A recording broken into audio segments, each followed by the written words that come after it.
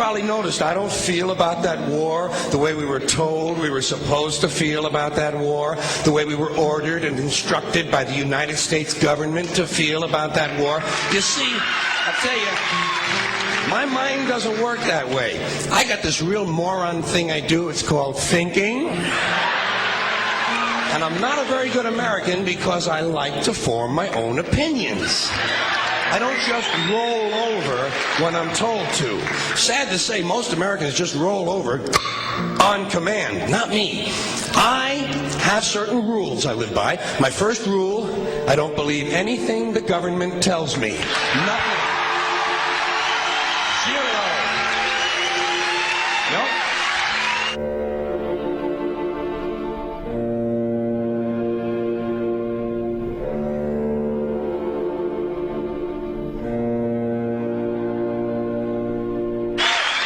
And I don't take very seriously the media or the press in this country, who in the case of the Persian Gulf War were nothing more than unpaid employees of the Department of Defense, and who most of the time function as kind of an unofficial public relations agency for the United States government.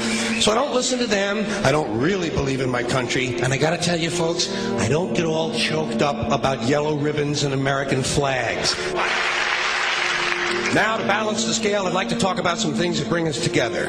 Things that point out our similarities instead of our differences. Because that's all you ever hear about in this country is our differences. That's all the media and the politicians are ever talking about, the things that separate us, things that make us different from one another.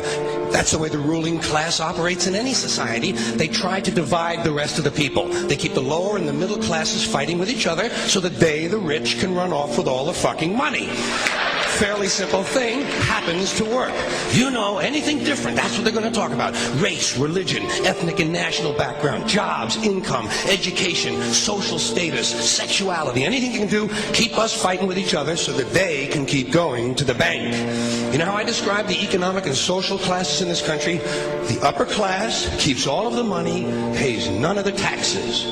The middle class pays all of the taxes, does all of the work. The poor are there just to scare the shit out of the middle class. Keep them showing up at those jobs. Politicians know that word. They use it on you. Politicians have traditionally hidden behind three things: the flag, the Bible, and children. No child left behind. No child left behind. Oh, really? Well, it wasn't long ago you were talking about giving kids a head start. Head start, left behind? Someone's losing fucking ground here. But there's a reason. There's a reason. There's a reason for this. There's a reason education sucks, and it's the same reason that it will never, ever, ever be fixed. It's never going to get any better. Don't look for it. Be happy with what you got. Because the owners of this country don't want that. I'm talking about the real owners now. The big, the wealthy, the real owners, the big wealthy business interests that control things and make all the important decisions. Forget the politicians. They're irrelevant. The politicians are put there to give you the idea that you have freedom of choice. You don't. You have no choice. You have owners. They own you. They own everything. They own all the important land. They own and control the corporations. They've long since bought and paid for the Senate, the Congress, the state houses, the city halls. They got the judges in their back pockets, and they own all the big all the big media companies. So they control just about all of the news and information you get to hear. They got you by the balls. They spend billions of dollars every year lobbying to get what they want. Well, we know what they want. They want more for themselves and less for everybody else. But I'll tell you what they don't want. They don't want a population of citizens capable of critical thinking. They don't want well-informed, well-educated people capable of critical thinking. They're not interested in that. That doesn't help them. That's against their interest. That's right. You know something? They don't want people who are smart enough to sit around the kitchen table and figure out how badly they're getting fucked by a system that threw them overboard 30 fucking years ago. They don't want that. You know what they want? They want obedient workers. Obedient workers. People who are just smart enough to run the machines and do the paperwork, and just dumb enough to passively accept all these increasingly shittier jobs with the lower pay, the longer hours, the reduced benefits, the end of overtime, and the vanishing pension that disappears the minute you go to collect it. And now they're coming for your Social Security money. They want your fucking retirement money. They want it back so they can give it to their criminal friends on Wall Street. And you know something? They'll get it. They'll get it all from you sooner or later because they own this fucking place. It's a big club, and you ain't in it.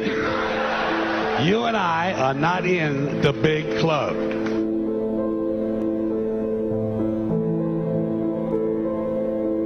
The greatest form of control is where you think you're free when you're being fundamentally manipulated and dictated to. One form of dictatorship is being in a prison cell and you can see the bars and touch them. The other one is sitting in a prison cell but you can't see the bar, you think you're free. What the human race is suffering from is mass hypnosis. We are being hypnotized by people like this. Newsreaders, politicians, teachers, lecturers. We are in a country and in a world that is being run by unbelievably sick people. The chasm between what we're told is going on and what is really going on is absolutely enormous. The greatest hypnotist on planet Earth is a oblong box in the corner of the room. It is constantly telling us what to believe is real. Historically, the control and manipulation of political opinion has been the Freemasons' main weapon in gaining control of countries and states. Once in control of the rulers and politicians of a country, laws and political structures could be changed in accordance with their agenda. However, since restricting the body does not necessarily mean restricting the mind, the Freemason recognizes that their plan for a global government hinges completely on subduing the masses to their agenda, and thus eliminating opposition to their cause. And the greatest threat to their plan, posing more danger than any army or law, is the threat of a free-thinking mind. In order to eliminate this threat and to achieve their objective, the Masons have set about the boldest plan ever devised: the complete control of every aspect of human life, your life. And the weapons they are using against you are in your very homes, entertaining you and your children, and gradually indoctrinating you without you even realizing.